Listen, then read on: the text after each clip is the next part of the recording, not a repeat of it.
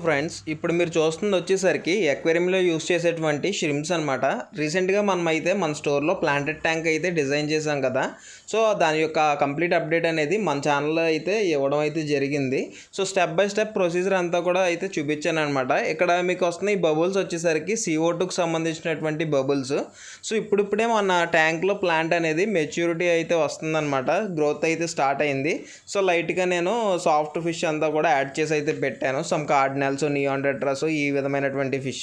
So majorly మనం planted tank maintain చేసినప్పుడు మనకి సమ్ యూనిక్ ప్రోడక్ట్స్ అనేవి కావాల్సి ఉంటుంది అనమాట. సో ఇక్కడ మీరు చూసుకున్నట్టయితే నేను లైట్ వచ్చేసరికి నియో హీలియోస్ కంపెనీ నుంచి అయితే తీసుకోవడం అయితే జరిగింది.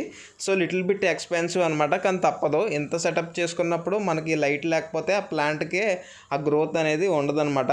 అదేవిధంగా ఇక్కడ చూస్తున్నారు కదా, వెనకాల ఉంది వచ్చేసరికి హ్యాంగ్ ఆన్ బ్యాక్ ఫిల్టర్ అనమాట. సో ఇదిగోండి దాని యొక్క ఇమేజ్ అయితే ఇది.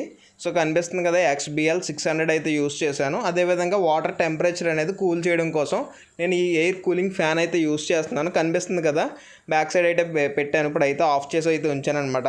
సో అదేవిధంగా మనం ఇందాక చూపించాను కదా CO2 అనేది. సో ఆ CO2 అనేది నేను ఈ 2 లీటర్స్ సిలిండర్ నుంచి అయితే సప్లై అయితే చేస్తున్నాను. సో దీన్ని వచ్చేసరికి మాన్యువల్ రెగ్యులేటర్ వాల్ అంటారు. అలాగే డిఫ్యూజర్తో కనెక్ట్ అయితే ఉంటుంది అనమాట ఇది. సో నేను లాస్ట్ టైము 3 లేయర్స్ అయితే మీకు కనిపించేలా వేస్తానన్నాను కదా. సో క్లియర్గా చూసుకోవచ్చు. అలాగే ఈ స్లోప్ కూడా క్లియర్గా అయితే కనిపిస్తుంది. సో ఫ్రంట్లో అయితే మనం కార్పెట్ వెరైటీకి సంబంధించినటువంటి ప్లాంట్ని అయితే పెట్టాము.